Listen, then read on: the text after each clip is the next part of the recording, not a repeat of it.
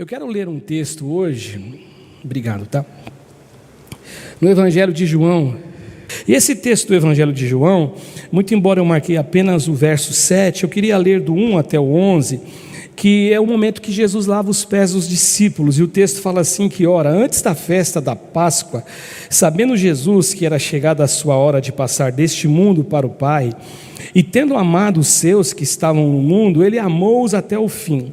E durante a ceia, tendo já o diabo posto no coração de Judas Iscariotes, filho de Simão, que traísse a Jesus, e Jesus sabendo que o Pai tudo confiara às suas mãos, e que ele viera de Deus e voltava para Deus, ele levantou-se da ceia, tirou a vestimenta de cima, e tomando uma toalha, ele cingiu-se com ela. Depois ele deitou a água na bacia e passou a lavar os pés dos discípulos e a enxugá-los com a toalha com que estava cingido. Aproximou-se, pois, de Simão Pedro, quando ele se aproxima de Pedro, e este lhe disse: Senhor, tu me lavas os pés a mim? E respondeu-lhe Jesus: o que faço, você não sabe agora, ou não sabes agora, compreendê-lo-ás depois. E disse-lhe Pedro: nunca me lavarás os pés. Respondeu-lhe Jesus: se eu não te lavar, não tens parte comigo. Então Pedro lhe pediu: Senhor, não somente os pés, mas também as mãos e a cabeça. E aí Jesus declarou: quem já se banhou, não necessita de lavar senão os pés. Quanto ao mais, está todo limpo. Ora, vós estáis limpos, mas não todos. Pois ele sabia quem era o traidor. Foi por isso que ele disse que nem todos estavam limpos. Este é o texto, e eu quero me ater mais, e eu usei como ideia para essa proposta de hoje, o verso 7. Quando Jesus disse assim para Pedro, né, o que eu faço você não compreende agora, mas um dia você vai entender.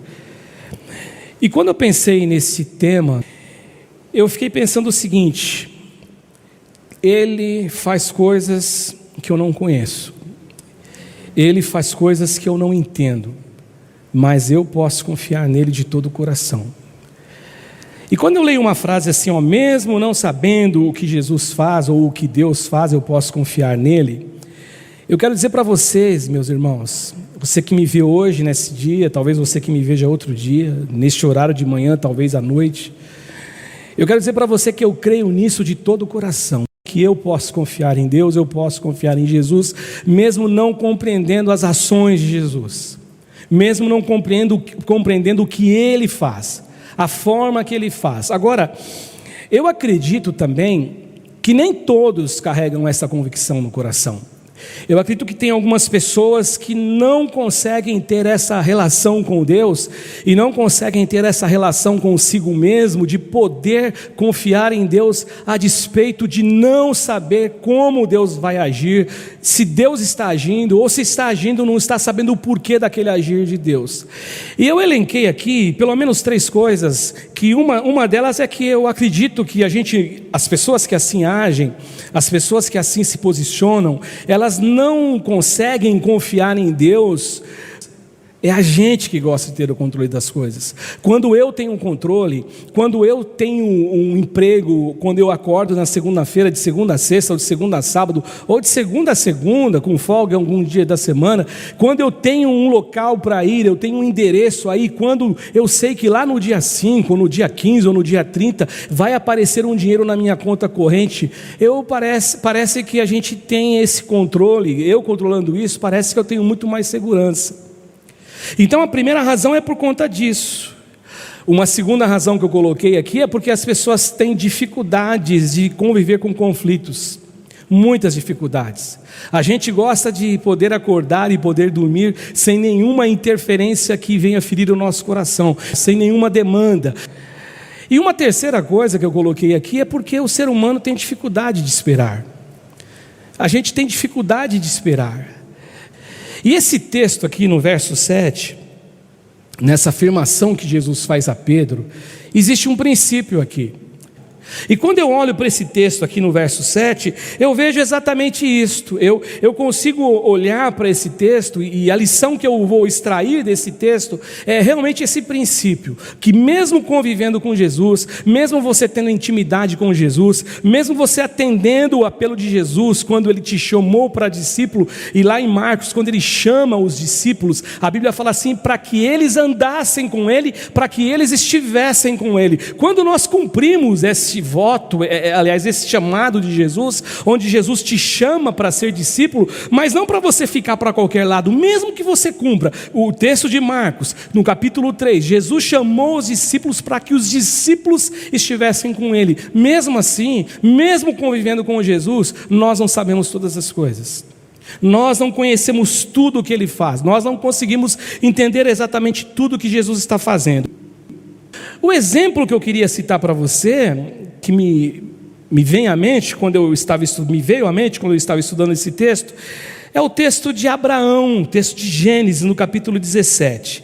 E Abraão, lá em Gênesis 17, existe uma situação, existe um momento em que Deus ele está prometendo alguma coisa a Abraão. E olha que interessante, Gênesis 17, do 15 ao 22. O que está acontecendo aqui é que o Senhor Deus aparece a Abraão e diz o seguinte: disse também Deus a Abraão: a Sarai tua mulher já não lhe chamará Sarai, porém Sara.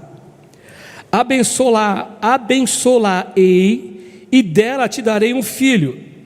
Sim, eu a abençoarei e a ela se tornará nações. Reis de povos procederão dela. Então se prostrou Abraão o rosto em terra e se riu e disse consigo: a um homem de 100 anos há de nascer um filho? Dará à luz Sara com seus 90 anos? E disse Abraão a Deus: tomara que viva Ismael diante de ti, que era o filho dele. E Deus lhe respondeu: de fato Sara tua mulher te dará um filho e lhe chamarás Isaque. Estabelecerei com ele a minha aliança, uma aliança perpétua para a sua descendência. Quanto a Ismael, eu te ouvi, abençoá-lo-ei, e falo-ei fecundo e multiplicarei extraordinariamente, ele gerará 12 príncipes, e dele farei uma grande nação. A minha aliança, porém, estabelecê-la-ei com Isaque, o qual Sara te dará à luz. E neste mesmo tempo, daqui a um ano, e fim dessa palavra com Abraão, Deus se retirou dele levando-se. Resumindo a história, você conhece, se cumpriu o que Deus disse que se cumpriria. Só que agora, no capítulo 22 de Gênesis, que é uma história que você conhece também, o verso 1 e o verso 2, nos diz o seguinte: depois destas coisas, pôs Deus a Abraão a prova, e lhe disse: Abraão, este lhe respondeu: eis-me aqui. E lhe acrescentou: toma o teu filho, o teu único filho Isaque, a quem amas, e vai-te à terra de Moriá, e oferece ali em holocausto sobre um dos montes que eu te mostrarei.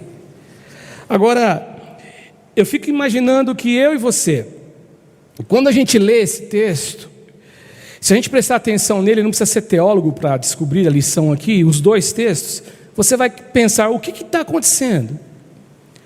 Deus fez uma promessa, Deus disse que a aliança dele seria com Abraão, por meio de Isaque, que ele seria ali um início, um start de muitas bênçãos sobre nações, sobre homens, sobre povos, e agora Deus está pedindo que eu sacrifique o meu filho, ou que Abraão sacrifique o filho dele. E aí eu queria que você pensasse quantas vezes você vivenciou não uma situação como esta, mas quantas situações eu e você poderíamos relatar, lembrar de situações que ocorreram, no caso, situações que você não entendeu nada e que você olhando, as pessoas olhando falam: eu não consigo entender absolutamente nada, isso na verdade não tem como Deus estar nesse negócio, eu não consigo entender isso.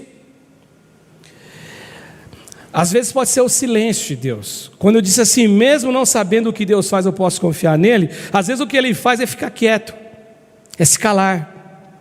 É Deus não ter nenhuma atitude, nenhuma ação. Você está, lógico que não, Ele está tendo uma atitude. Você está orando, você está clamando, você está jejuando, você está buscando. E quando você faz isto, parece que Deus ele fica em silêncio.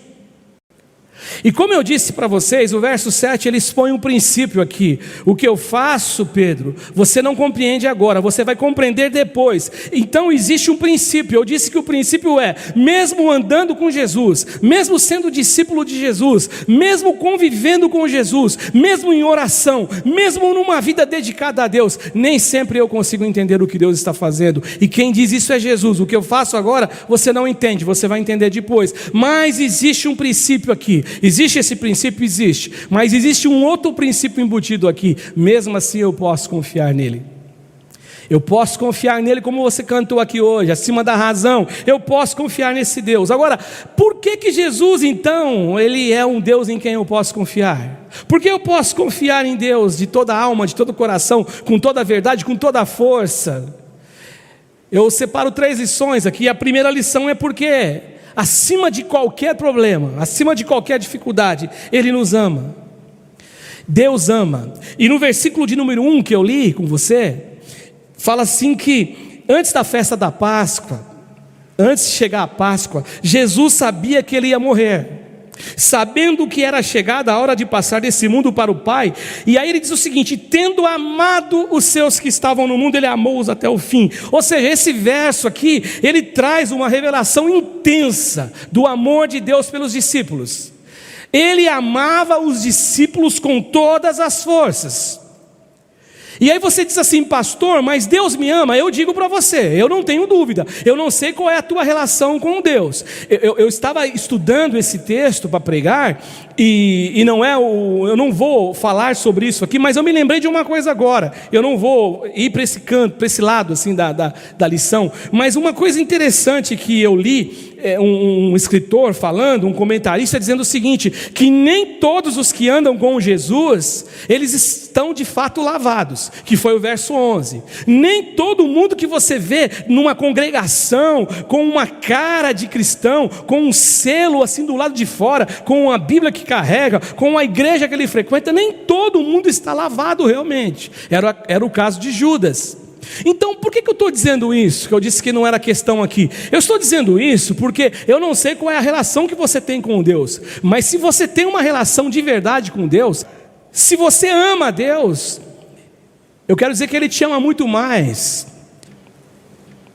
Eu gosto muito de um texto, Mateus 7,11, ele me faz refletir o quanto Deus me ama. Quando eu leio Mateus 7,11, ou quando o Mateus 7,11 vem na minha cabeça, meus irmãos, eu não tenho nenhuma dúvida quanto Deus me ama, porque olha o que diz o texto ele é muito categórico: vocês que são maus.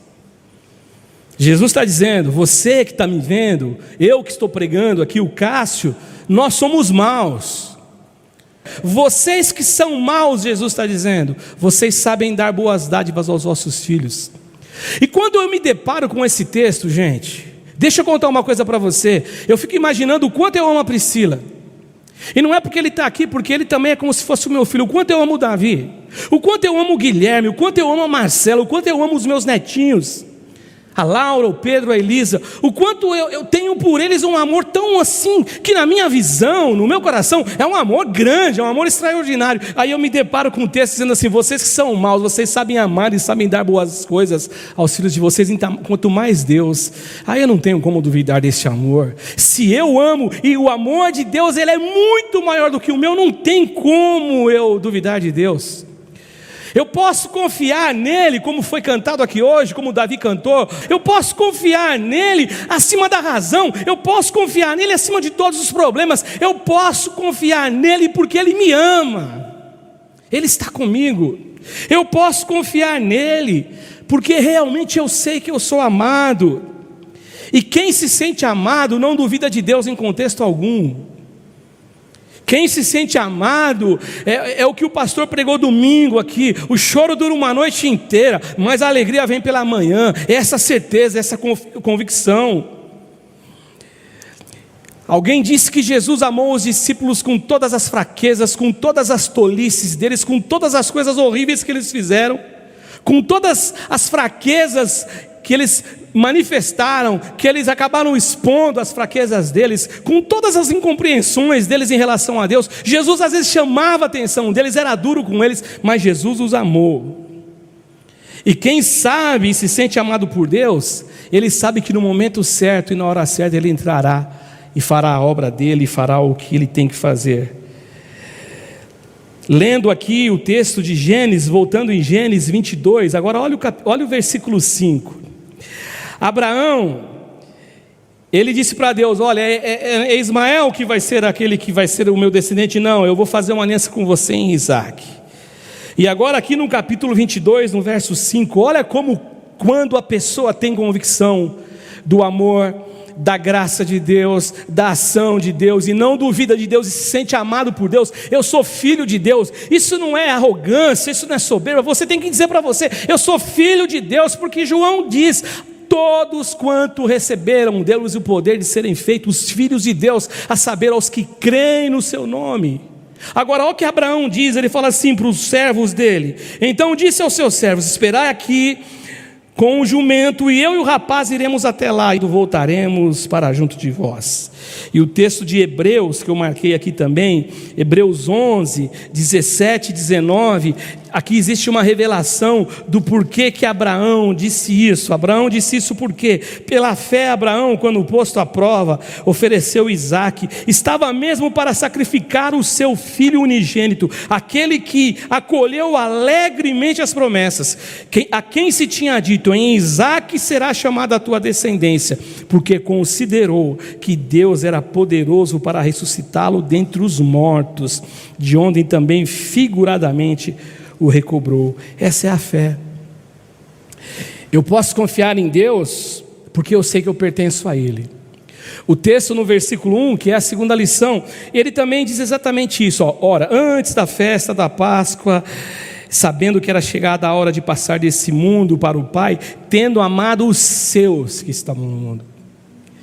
Eu pertenço a Deus. Você que é pai, o que você faz com os teus filhos? O melhor para eles. Domingo Davi ficou a madrugada inteira com a Elisa no hospital. Por quê? Vai fazer e faz, e faria 1, 2, 3, 4, 1000 vezes. Então essa questão de pertencer a Jesus, pertencer a Deus, me garante proteção. Pertencer a Deus me garante ter a certeza do cuidado. Pertencer a Jesus me faz no dia a dia ir numa peregrinação diante dele, diante de mim, uma peregrinação espiritual que eu vou confiar nele o tempo inteiro. Isso me ensina, essa noção de pertencimento a Deus me dá essa alegria, mesmo quando a única certeza que nós temos, a única certeza que bombeia a nossa mente, coração e alma, é que nós não temos certeza de nada, a não ser a certeza de ter que confiar nele. Essa noção de pertencimento, essa verdade de pertencer a Deus. E João, um pouquinho mais para frente aqui no verso 17, capítulo 17, do verso 6 ao verso 9, olha que nos é dito aqui: manifestei o teu nome aos homens que me deste no mundo, eles eram teus, tu nos confiaste, e eles, aqui diz o texto, eles têm guardado a tua palavra. O verso 7 diz o seguinte, que é o próximo verso: agora eles reconhecem que todas as coisas que me tens dado provêm de ti.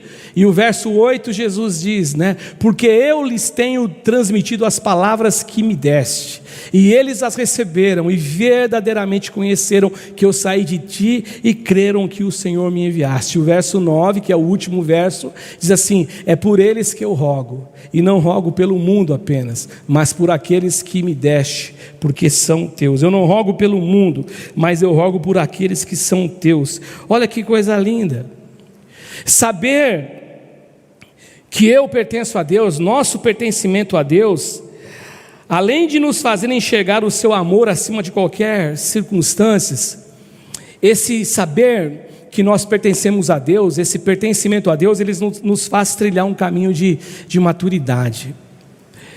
Maturidade de entender, de não servir a Deus porque Deus me dá alguma coisa.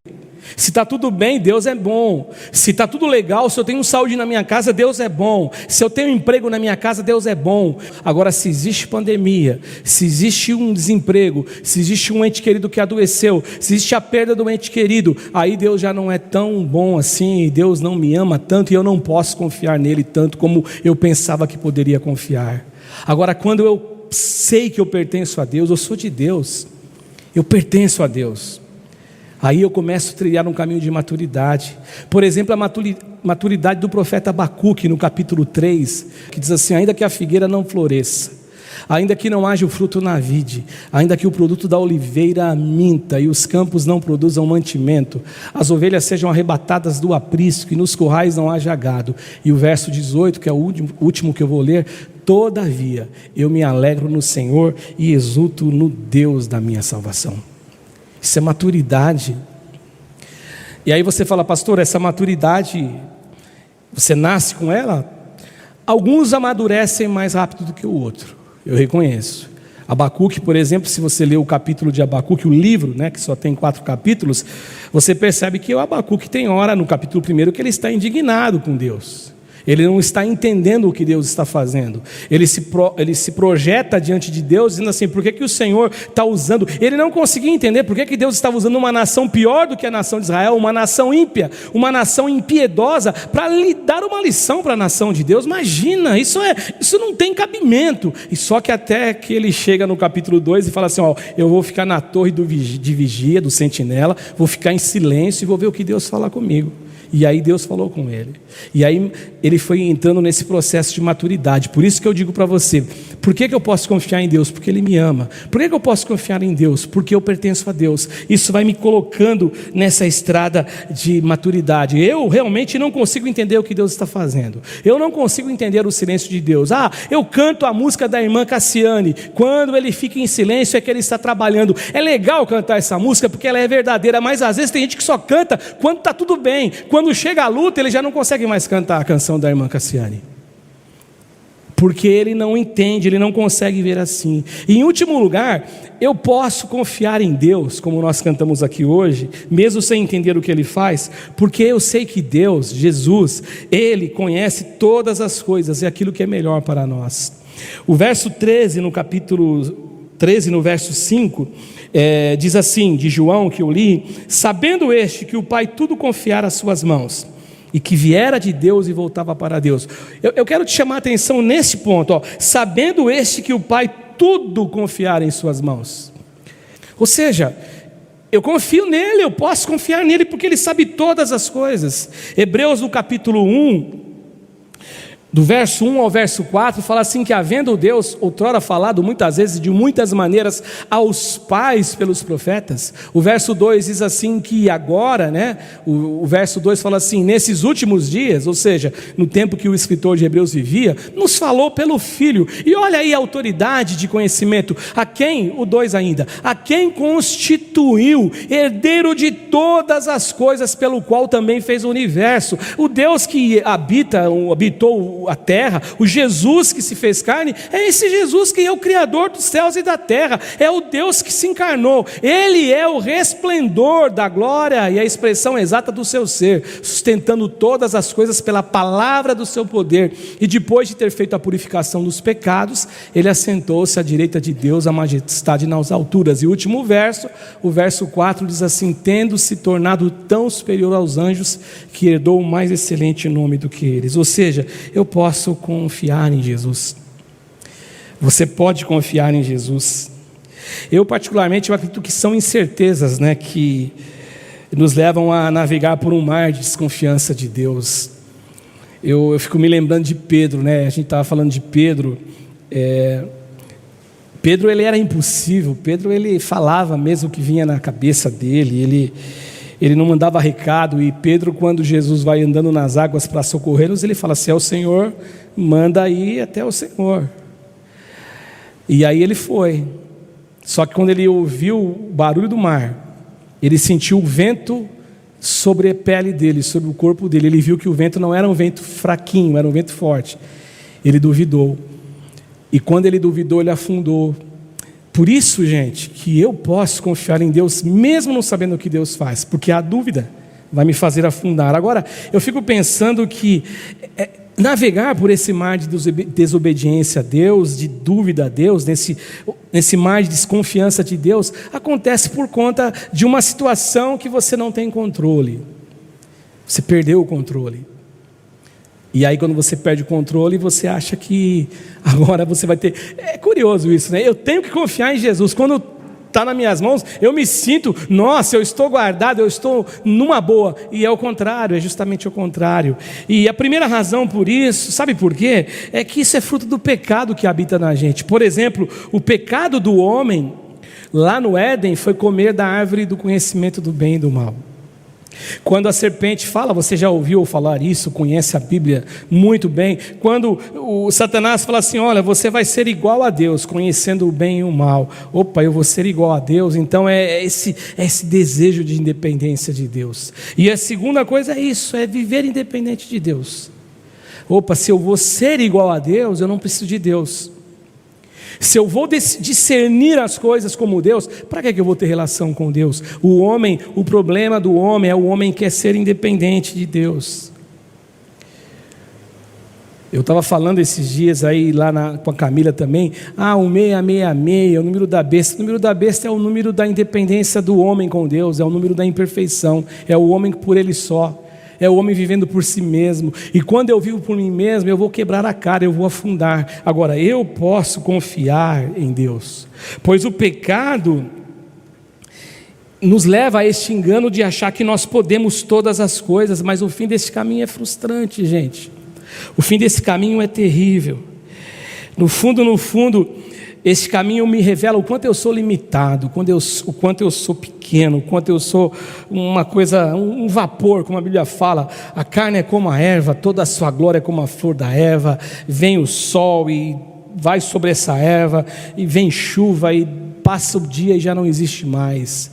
Por isso que eu tenho que confiar em Deus, eu tenho que confiar que existe um Deus que me ama, existe um Deus que me comprou, que me resgatou com um preço altíssimo, preço de sangue, morre na cruz, eu pertenço a Ele, e eu preciso saber que eu posso confiar nesse Deus, porque Ele é o Deus que sabe tudo, Ele conhece todas as coisas, Ele sabe tudo, absolutamente todas as coisas. E para concluir, eu posso descansar em algumas coisas que eu leio na Bíblia Sagrada, né? Agora, esse descanso, ele só pode acontecer por uma razão e por um caminho, por um motivo, por meio da fé. Esse descanso, nesta frase que eu estou dizendo hoje aqui para vocês, nessa minha proposta, nessa minha proposição, nesse meu desejo de te ensinar hoje aqui e aprender também, é que eu, mesmo não sabendo o que Deus faz, eu posso confiar nele, eu posso confiar em Deus de verdade. Isso acontece por meio da fé, por meio dessa coisa que a gente não enxerga aqui, agora, mas eu creio que pode acontecer. Romanos 8:28, que são os dois últimos textos que eu quero deixar para vocês, que é um que você conhece muito bem. Esse texto é um texto que ele é sempre falado, ele é sempre citado, ele é sempre lembrado, todo mundo sabe ele de cor, porque todos os pastores gostam muito de citar esse texto. Fala que todas as coisas contribuem, cooperam para o bem daqueles que amam a Deus e daqueles que são chamados segundo o seu propósito. E um último texto é o texto de Jeremias 29:11. Esse texto de Jeremias 29:11, eu quero falar uma coisa para você. É um texto que nós muito citamos também. Eu é que sei que pensamentos eu tenho a vosso respeito, diz o Senhor, pensamentos de paz e não de mal, para vos dar o fim que desejais. Esse texto, de uma forma comum, eu e você, nós usamos ele para falar das bênçãos de Deus. Tudo que você deseja vai ser bênção que Deus vai te dar. Só que a gente nunca se recorda e se lembra de qual o contexto deste capítulo 29 de Jeremias. E eu quero ser muito rápido aqui para a gente poder ir para a parte da ceia do Senhor, mas só para fundamentar e explicar para você que isto aqui serve para a proposta que eu estou trazendo. Eu posso confiar em Deus, mesmo não entendendo o que Ele faz. O que está acontecendo aqui é que a nação de Israel, por conta do pecado, por conta de adorar outros deuses, por conta de desobedecer a palavra de Deus, eles iam ser levados para o cativeiro. Existia uma palavra de Deus dizendo: ó, vocês vão para o cativeiro porque vocês fizeram coisas que não eram para fazer. Jeremias, ele é um profeta. Jeremias é um profeta usado por Deus. Só que existiam profetas que falavam mentiras. Só que existiam profetas que falavam coisas que não eram verdades. E os profetas diziam: não, não vai ter o cativeiro. Não, não tem cativeiro. Jeremias é um profeta traidor. Jeremias é um profeta mentiroso. E a missão de Jeremias é dizer: não, vai ter o cativeiro. Vocês vão ser levados para o cativeiro. Nós vamos para o cativeiro. 70 anos nós vamos viver lá. E aí Jeremias diz isto, que Deus está dizendo: olha, muito embora vocês não entendam na razão, o porquê, o motivo do Deus que tirou vocês lá do Egito estar permitindo vocês serem jogados no cativeiro, eu quero dizer para vocês uma coisa: os profetas mentirosos dizem não vai existir cativeiro. Jeremias está profetizando a verdade, existirá o cativeiro, que Deus é esse que me deixa ir para o cativeiro. E aí Deus diz essa palavra: eu sei que pensamentos eu tenho a vosso respeito, mesmo sem vocês entenderem o cativeiro que vocês estão indo, eu sei que eu tenho pensamentos de paz e não de mal para vocês. Por isso que no capítulo 29, no começo, eu não vou ler, o profeta Jeremias disse que Deus falava para eles o seguinte: ó, plantem, edifiquem casas, casem-se, deem os seus filhos em casamentos, casem-se também, porque na verdade é um processo, é um momento. O choro dura uma noite, é o cativeiro dos 70 anos, mas a alegria vem pela manhã. Creia nisso, meu irmão e minha irmã, em nome de Jesus. Ainda que você não entenda o que Deus faz, ainda que você não consiga perceber o motivo, a razão, por quê, confie em Deus, porque nele nós podemos confiar, em nome de Jesus. A vida ela é mesmo assim, um dia triste, outro dia feliz. Sabemos que Jesus sofreu lá no madeiro muito mais que eu. Nas horas difíceis Ele buscava, nas horas difíceis Ele clamava, e o Senhor o consolava, e o Senhor o abraçava.